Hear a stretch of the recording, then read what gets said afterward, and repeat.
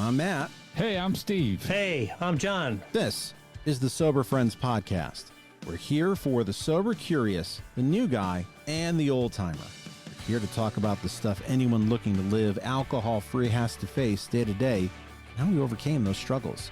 We speak for no 12-step group, but we do try to remain anonymous. You're not alone.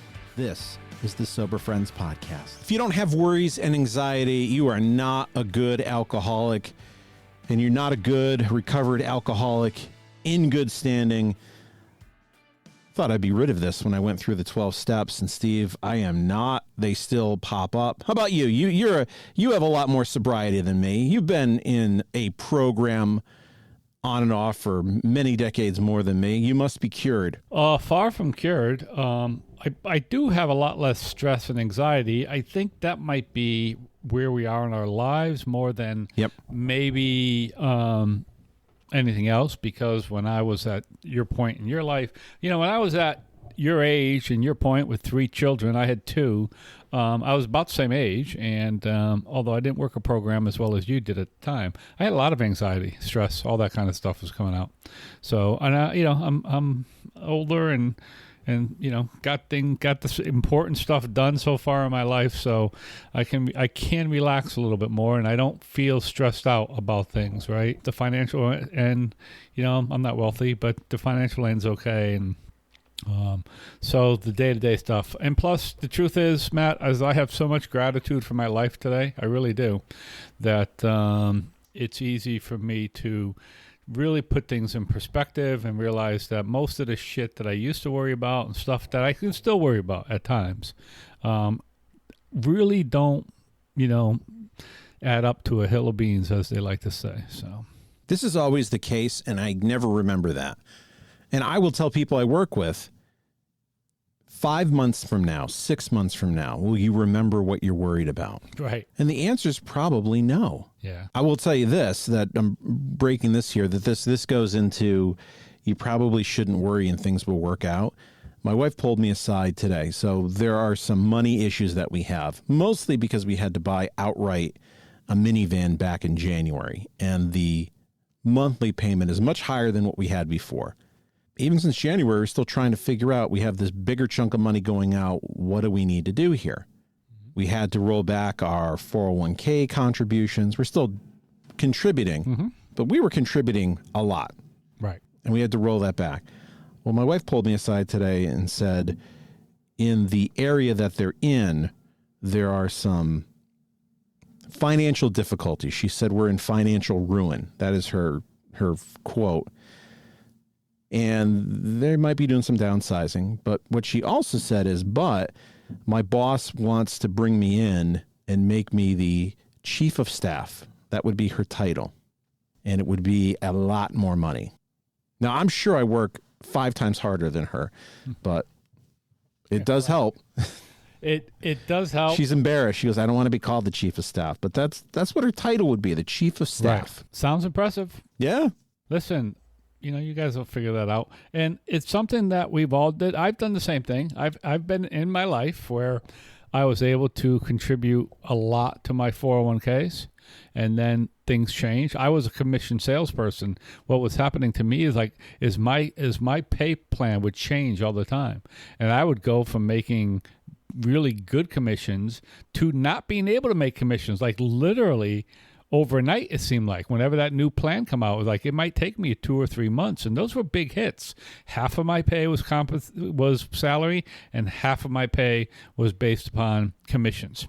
So if I lose 3 months, I'm losing I'm losing a good chunk of money if I'm not getting any commission for those 3 months. So there were times when I did that. There were times when I had to cut back.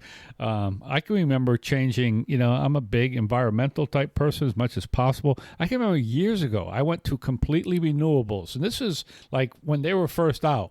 It was a lot more expensive to go to completely renewables on my electric bill. And then things changed at work, and I had to get out of that because it was too expensive for me, right? So we all go through those. My point is we all go through those things You and your wife, you'll figure it out. It's not easy. It's not easy to do that stuff. It's always, it's stressful, right? And that's what you're talking about. It's stressful. I've been in that position. I really have. And listen, I'm thankful that I'm not today, but I certainly understand and could have a lot of empathy for where you're at right now. We have a good problem that we ran into last night, but not a financial one that I want to pay for. My son goes to this volleyball camp 3 days a week. It's 2 games and another one is beach volleyball outside. It's to work on his game. He just started volleyball and he's really gotten into it. And I guess one of the coach runs this volleyball camp. It's probably one of the top volleyball camps in Connecticut. A lot of Yukon Husky people go through there. And somebody came aside and said to my wife, he's pretty good. He's got a lot of talent. He should have one-on-one coaching. And it would be $75 an hour. And she told me that, and I'm about ready to scream. Wow, yeah. Or you could split it, and it would be like $35 for a half hour. It's like, okay, so there's still that. I'm a little suspicious of this guy, so I think it is worth talking to my son's coach. But that's a strange place to be of, hey, we think your son is this good. He would benefit from one-on-one coaching, like the expensive stuff. And I'm sure he would. And a lot of that is, right, can you afford it? And, is it something that you want to pursue? My daughter played premier soccer, so above travel league, right? Pretty, not a really high-end premier, but still really, really good soccer. And I always like to tell people, like, my daughter also played in school, and her school coach was probably the geography teacher. And on her premier soccer league, her coach was an All-American soccer player from the University of Connecticut, right? Like, that was a difference in quality. Like, you had an All-American guy, teaching, and that was a big commitment.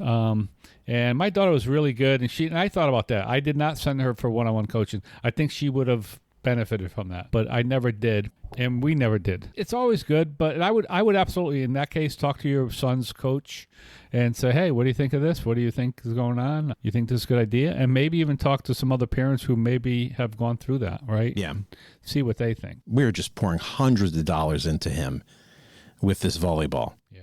Hundreds of dollars. Right. And he asks for more and more. Oh, I want to do this camp. I want to do this camp. And we've had to say, dude, we can't do camp every single night. Yeah, for lots of reasons. And we have a granddaughter in New Jersey who's a big dancer, and she's good. She's, been good enough, and that's all they do, right? That's all she does, is do the dancing. And they're always gone. They're always doing these shows, and they're always doing competitions. And that's the other thing, right?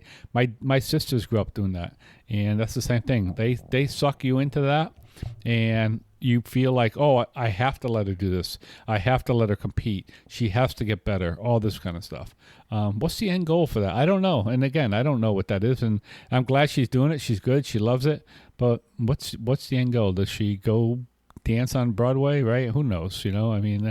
Those are tough lives. I don't think I want that life. Very difficult life. Right. I don't think I want that life for her. But it does give her confidence. She's young. She's 9. She gets up on stage. She just started doing her first solo. So it gives her a lot of confidence and things like that. So I get it. But it is overwhelming. She dances year round, and it's tough. So those are the things you do at your age with your kids at your age. I look at it as, my son was in the Scouts. And my son would go on these trips. As he got older, like your son's age, he would start doing some of these trips. High adventure, which is going out to Arizona or New Mexico, I think it was, and hiking for 2 weeks. Like, same thing. Thousands of dollars, right? I think it was a couple $1,000s to send him out there, try to do some fundraising. It was tough. And that was when, like I said, that's when I was your age, and I was trying to save money, and college was coming up and all that kind of stuff. And oh my God, there's more fear and anxiety. College is coming up. Well, so 3 years away now. Right. So, but we made it work out. I think you'll make it work out too. Mm-hmm. I really do. I think you'll make it work out. And I think about this because I have fear and anxiety about my job right now. And this is part of my issue. This is part of my development. I don't know if I trust my own emotions, because it feels very uncertain at work. The environment has changed. We've had a very big reorg. Some of the leaders that I used to have are now gone. There are a whole bunch of new people in with very new ideas, very different ways of doing business from very far away in the country. One of the things that I have as a strength is I'm very resilient. I did a skip level today with my boss's boss, and she talked about how we're really asking people to change. What worked for you in the past, how you worked before, is not what you have to hold on to today. What you have to do is be willing to change how we're doing business, because in a national environment, we can't do the same things you're doing regionally. And I kind of looked at her cross-eyed and said, I'm good with that. I don't get too wedded to any one idea and know that, okay, I see where we're going. We have to do some changing. And she had very mild feedback for me. Very mild feedback if you could do this or that. I look at that, I'm like, I feel like I'm pretty safe here.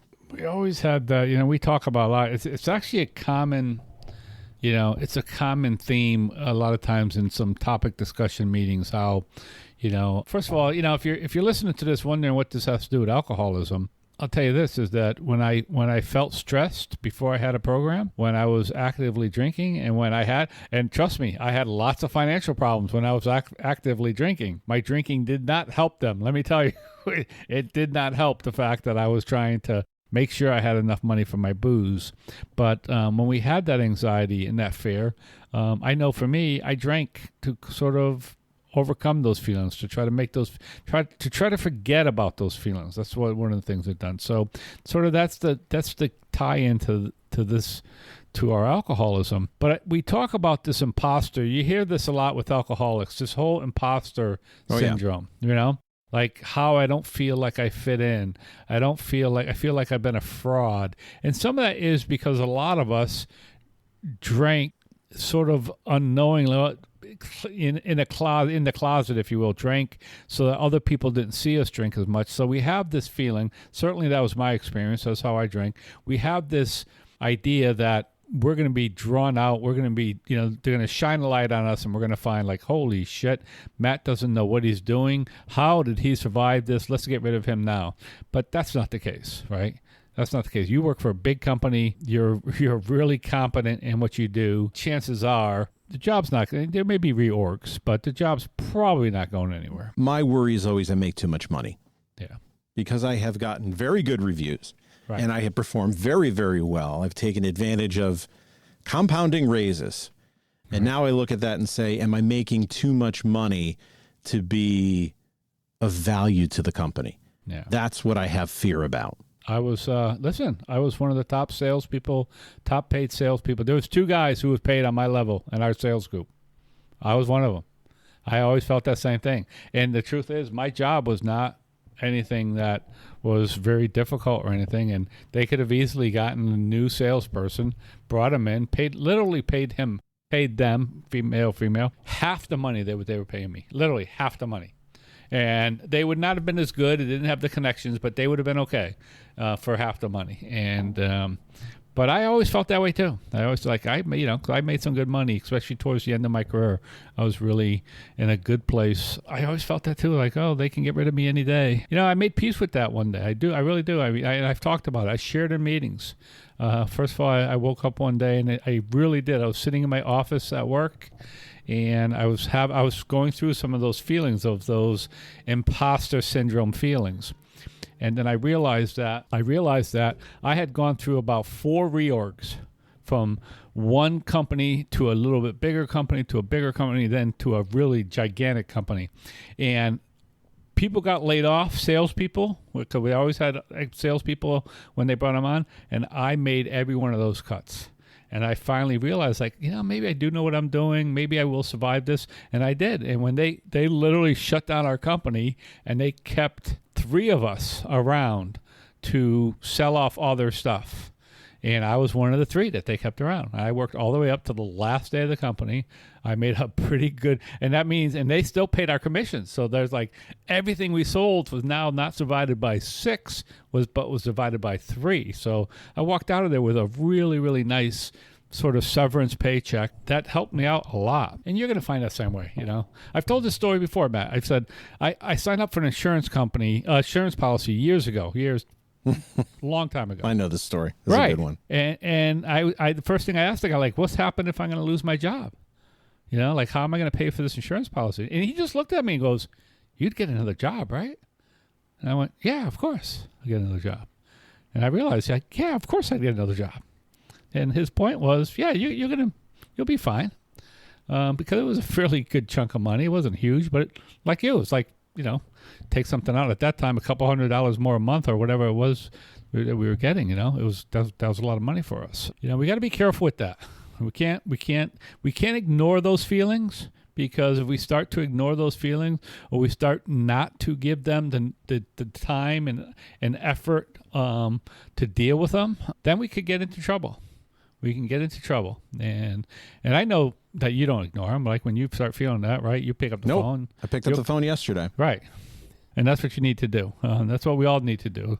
At least in my program, what I need to do is pick up and call another alcoholic when I'm really stressed out. And it's nice. My phone's been ringing a lot, and I call other alcoholics.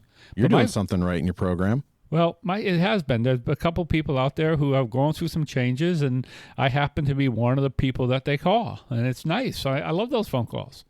Sit down, take some time, talk to them, and that's a nice thing to do. So, if you're brand new and you're thinking, if I go to a 12-step meeting or however you get sober, whatever type of program you might be in, they're not really around, I used to drink and this is how I'm either going to learn how to drink better, or this is how I'm going to sit a certain way so I don't drink anymore. It's not about the mechanics of drinking.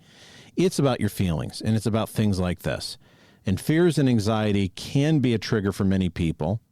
It's definitely a trigger for me. What I have learned going through a 12-step program is how to handle them, that I'm not alone. Other people have them. And these are the things you need to do to get through them. Programs that help you through addiction are really programs that help you navigate life. Yeah.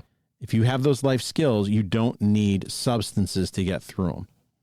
That's the dirty secret. Not only dirty secret, it's the crux to the whole thing for me is like I didn't have those skills I didn't have those skills. And I know some people do, and everybody's different. But I did not have those skills to deal with the anxieties, the fears, all of the disappointments in life. Like I did not have the skills to be able to deal with those, except for picking up a drink and getting blitzed or smoking a joint or whatever it might have been. Because I've come to this program and because I listen and because for me, I hang around with a bunch of really strong men in this program.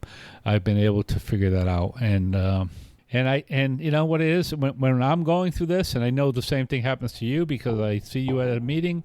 We talk about it at our meetings. Absolutely. Right. And I went to a meeting last night. Right. And there was maybe 10 of us there, all guys. So, an outdoor meeting and fire pit and dogs playing in the yard and all that kind of stuff. And it's just a beautiful way to have a meeting because those small meetings are exactly where you can put out a lot of stuff and talk about it. And you get a lot of feedback on there. You get a lot of time. To me, they're invaluable. They're invaluable to go out and do some of that kind of stuff, When I was thinking of this topic, I was thinking about the fear and anxiety and then thinking about vulnerability and realizing these are a lot of the same topics. I wasn't vulnerable before. I wasn't asking for help.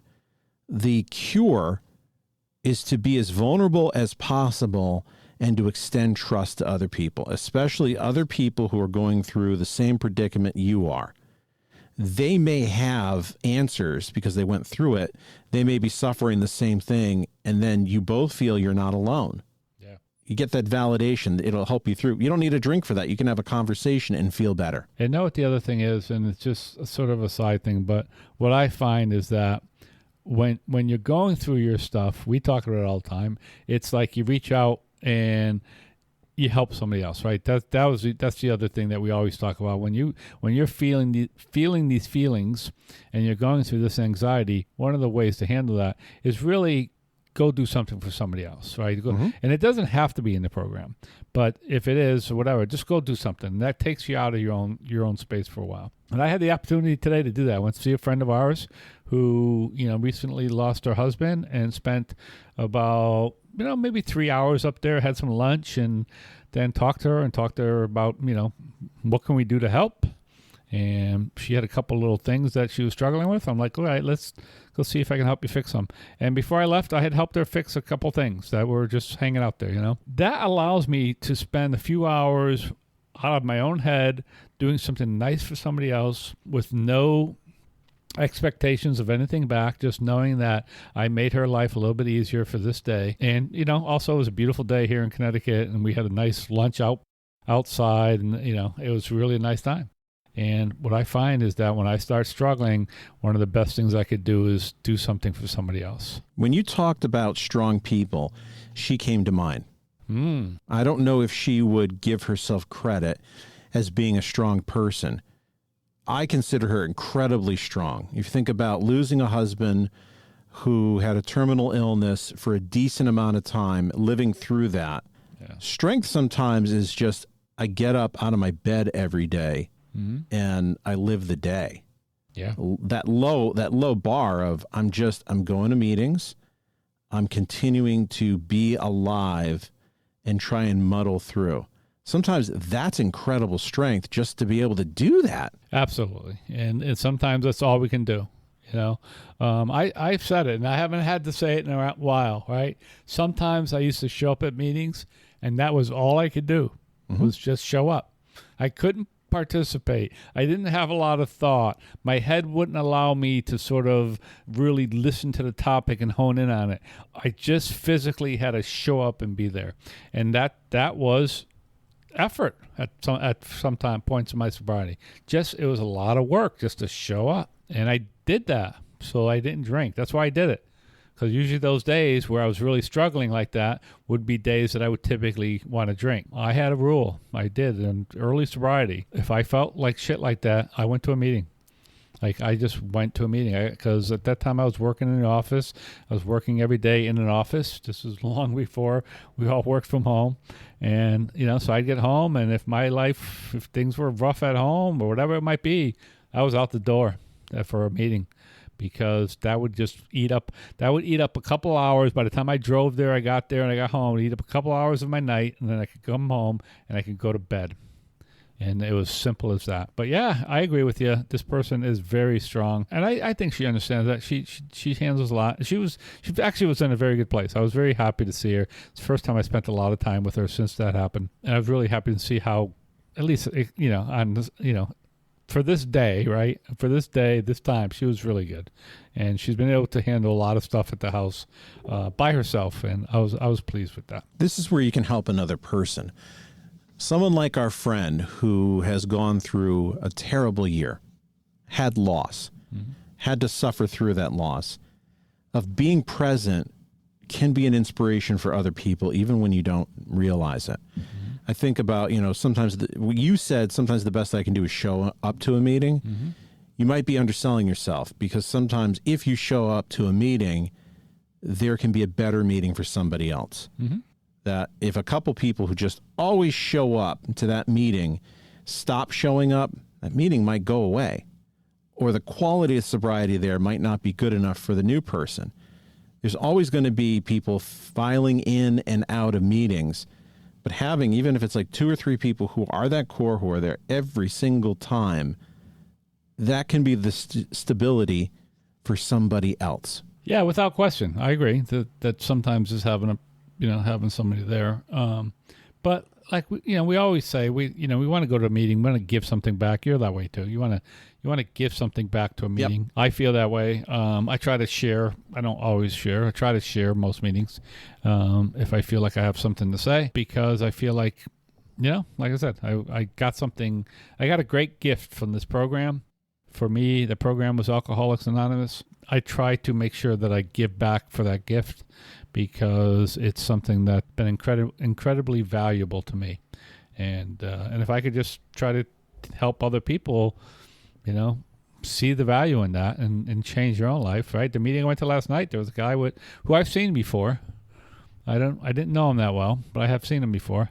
But he had 2 months, which means that if I've seen him before, that means he probably been struggling in and out a bit. Mm-hmm. I hope a guy like him can show up, and if he comes Friday night, he'll see me there and start seeing, this is what this guy does to stay sober, right? And not only me, like all the guys around this campfire, most of them will go to this Friday night meeting I go to. It's like, this is what these guys do. They show up and go to meetings, So hopefully he can learn from that and work on a program that'll help him. That was important to me early on, is seeing some people that I typically saw going to a few meetings, and I could just tag along and know, okay, I know those person. They go to these 3 meetings. I know I'll be safe there because at least I'll know some people. Absolutely. Because it's scary. It's scary when you first start and you go to these meetings in church basements with these shady looking people, some of these people. And, why do I belong here? No, that was huge for me. It was huge for me being able to find some people that I was comfortable with. And I used to ask people all the time, especially early. I used to ask people all the time, where else do you go to meetings? For people that I liked, especially, right? I would say, where else do you go? And they would say, I go here on Tuesday nights, or I go here on this night, and I go here. And what that gave me was, even if that Tuesday night, which is typically not a night where I go out to meetings, but in the past, like I said, if I was having a bad night, and I had a lot of bad nights early in my sobrieties, I had a lot of things where I did not want to be home. Like I've shared about it many times. My marriage was very much struggling, very much wasn't sure if we were going to make it. And so the best thing for me that I could do at that time was be out of the house. And I would work all day, and I would come home, and I would decide, something, I need to get out of here for an hour or two. And I would go, so-and-so, my buddy Edson said that he goes here on Tuesday nights, right? And I would go there. And I would know that most nights I would be able to see Edson, and I'd be able to see, and then I would get to know some of the other guys. Like, some of these guys go to the Thursday night meeting. So same thing. I would be able to show up at these meetings and always know somebody. And even today I do that. Like even today, like any night of the week, I could go. Me too. I could go and say, okay, on this night I want to go out to a meeting. Where am I going to go? And based upon, I'm going to know people at that meeting. What do you think in terms of step work? Fear and anxiety. What are steps that you can use to help you out? Oh man, these steps are made for fear and anxiety, right? Yeah. Certainly you're gonna work on some of that stuff when you do 4 and 5, right? For sure. And then I'm thinking step 3 alone. Right. Sometimes there's some prayer, some meditation. Absolutely. It's going to help. Yeah. There is no question about it that the steps are going to help you with that. And then you're going to go through that, right? 3 and then 4 and 5, you're going to really deal with the details of it. And then 6 and 7, you're going to ask for it to be, you're going to ask to have it removed and relief from it. So the steps are what helped me get through this stuff. It's what gave me freedom from this stuff. It really did. It's like I finally have come to realization that I don't need to hang on to this stuff. No. So when I have, any of it, whether it's anger or resentment or disappointment or fear or anxiety, because all of those things still happen to me because I'm a human being, but I don't need to hold on to them. To me, that's the biggest thing. Because I would take those feelings and even in sobriety, I would take those feelings and I would hold on to them and I would try to milk them for all the pity I could get for myself, like poor me. I've done some roller coaster therapy, which has helped me in this, that we have these season tickets to Six Flags. Right. And I've never gone on roller coasters or any exciting ride in my life, but we have these things. And on one hand, I want to take advantage of the ticket that I have. And the other hand is I don't want to be barred from an experience because I have fear. Mm-hmm. So I started going on these roller coasters. Superman the Ride is the one I have been waiting for. Superman the Ride, if you don't know it, is kind of what you think it is. It's the biggest roller coaster in New England. It goes up to it's the highest roller coaster. Goes about 77 miles an hour. It goes way up. Like you time it out. It's about a minute that you're going up. And if you see it from the ground, it looks like, why the hell would I ever go on that? That looks scary as hell. And it's long. It goes a long, long way. And I wasn't going to go on it the last time. And I finally said, I got to do this. I got to do this. And so my son sat next to me, which I was grateful for. And I had an experience with him. And you go up and you can see the river, and you go down, and I can't even remember half of this stuff because it was so intense. And I realized going on these roller coasters, the thing I fear is the things I cannot control. Because when you get to the top and the roller coaster goes over and you've turned that potential energy into kinetic energy, it's the thing of you've got to go from the top to the station. There's no way you can stop, and you have to just go with it. And you have to go wherever that train's going, be it upside down or on the side or fast or up and down through the tunnel. And there's nothing you can do to stop it. And I don't like that lack of control. I finally realized that thing. I went on the Sky Screamer, which I realized was a mistake. This is a swing that goes up 425 feet and swings out at 40 miles an hour. And the wind changes, and my swing turned backwards because of the weight differential between my daughter. And I closed my eyes the whole way. But it was that lack of control. Is now that it's gone up, the only thing I can do is to continue going up so I can come back down. And there's nothing I can do about it. And it's that lack of my control to stop it that is my issue.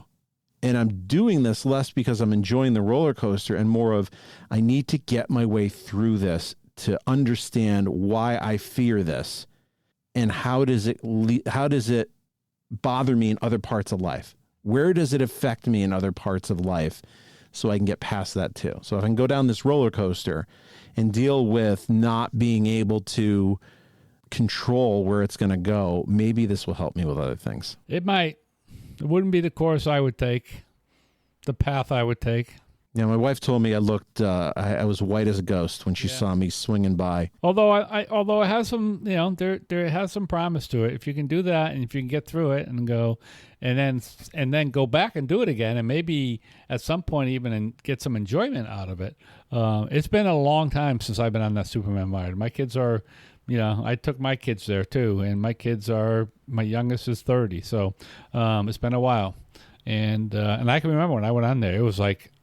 I was like, man, I'm not sure why I went on this ride, Like you do. You get up to the top of that Superman ride, and you can see the Connecticut River, and you're like, wow, I'm up here, man. I am up here. And then it just drops. And I was just looking at it, and you talked about it. It only lasts for a minute and a half. It's not like not like it lasts forever, but it feels like it's a long time. You want more out of control? Try Wicked Cyclone. Even though Wicked Cyclone is smaller, you go up and it's a 90-degree drop. It goes straight down immediately into a curve and then into an invert. So you want to talk about not being in control, that your body doesn't know which way it's going because it goes down and then you're going to the side and then you're going upside down. There were times where I was bracing to go one way and the car went the other. Right. That my body was totally confused. Talk about out of control. And I'll tell you, I felt accomplished. I'm like, I did this. Right. I actually got on these big scary things, and I did it. I would feel that way too. I absolutely would. So I don't think I'd get on today. I think I've gone through that phase, and I don't think I need to do that. Nope. Before the season ends, I'm going to do a few more. Good for you. I got the tickets. Good for you. Might as well do it. Yep. Well, if you like this show, you can go to buymeacoffee.com/soberfriendspod. If you feel that this podcast is worth something, whatever it's worth to you, you have the opportunity to keep us going there with a donation. We do have expenses, and you help us defray some of those costs. Head over to soberfriendspod.com, sign up for the newsletter, send out a weekly email, or whenever I'm on another podcast or whatever, just to let you know what's going on. I try and link to some type of sober news story. It's very short, it is very infrequent, but it keeps you in touch with us. Steve, thanks for coming on and being vulnerable with fears and anxieties. Thanks, Matt. Always great to be on with you. And we'll see you next week. Bye, everybody. You made it this far into the podcast. That tells me you're a pretty big fan. If you like what we do and you find value in the podcast. Consider a donation at buymeacoffee.com/soberfriendspod. Your donation keeps us on the air to help out the new guy and helps us defray some of our costs. If you find value in our podcast, please consider a donation at buymeacoffee.com/soberfriendspod.